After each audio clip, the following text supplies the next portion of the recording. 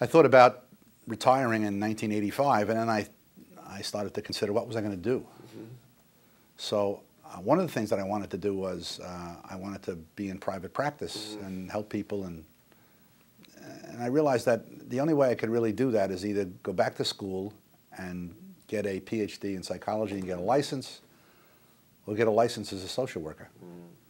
So I went up to this friend of mine, Monica Wright, who was a pioneer in the field, and I said to her, you know, I was thinking about going back to school. I was thinking about going to get an MSW, but I said I'll be 50 years old by the time I get a degree. I would think I was 47 when I thought about that. I had retired and I was working in the field,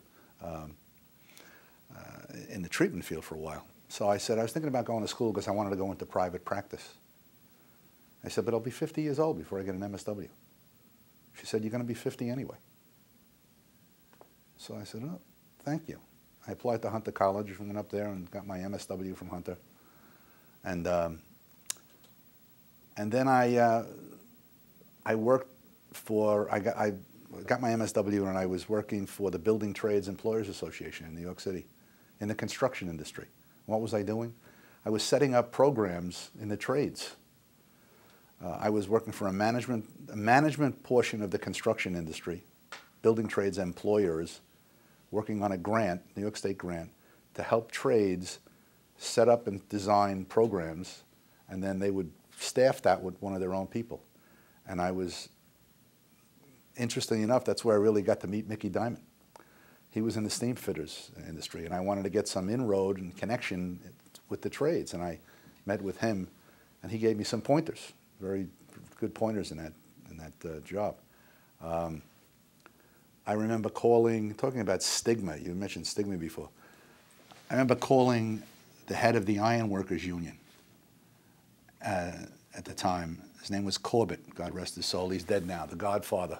I called him on the phone, and I was trying to get him on the phone. I was trying to get an audience with him, and I must have called 20 times. I could never get to him. I was getting gatekeepers left and right.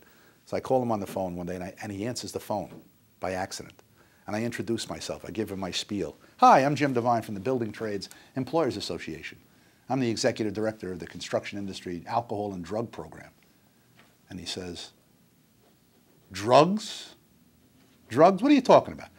I said, and I'm trying to get an entree just to meet him, to tell him what I do. I'm going to help you develop a program in the Iron Workers, Local 40 and 361, which I did do. But this is before this happened.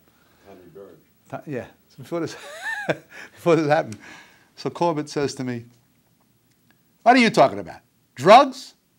Listen, let me tell you what I do with drug addicts in this local. We take them up on a roof and throw them off the roof. That's what we do with drug addicts in this local. Look, I got a freaking strike going on here. And he hangs up on me, abruptly hangs up. So I leave my office and walk into my boss. I'm only there a few months. I walk into my boss and I said, are you sure this is set up by a labor management agreement? They're agreeing to this? Well, again, coincidences take place in your life. Tommy Burns calls me up because he was trying to write up a program. And he asked me to, I know Tommy for many years. He asked me to meet with him, and he's an iron worker for years and years. And he's trying to write up specifics of a program. So I meet with him in Edina. I look at what he wrote. I said, can I help you a little bit? Yes. So I edited some of what he wrote. I filled in the blanks with it, and I fleshed it out a bit, and he presented it to his union. This is months later. I'm doing a training out in Bayberry for the electricians this one day, and I get a call from him. And he asked me if I could come in to meet the board of directors or the union people. Corbett and the rest of the union, Local 40, are having a meeting the next day to discuss his proposal.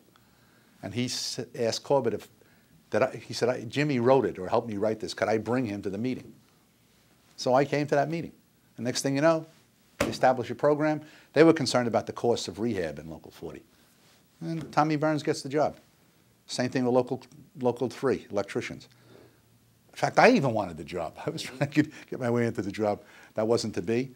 They hired this fellow, Tommy Burns, who was an electrician, who runs that locals program.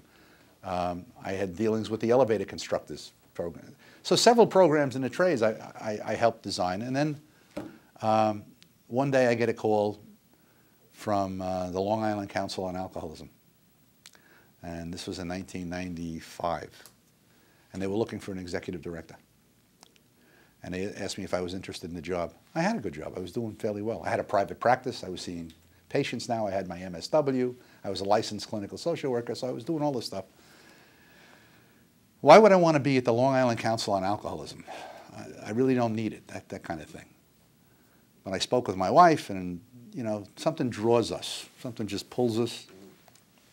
So they asked me if I was interested in appearing for a job interview that was trying to select an executive director.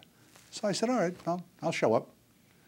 I heard myself at the selection meeting with the board of directors. I heard myself selling myself. Does that sound strange? I almost outside of myself, witnessing myself sell myself when I'm not even sure I want this job. But you got it. I got it. So in September of '95, I became the executive director of the Long Island Council and continued family interventions, employee assistance program work, direct one-on-one intake, direct service client contact with my staff. And I retired from that job in 2006. 11 years I was there.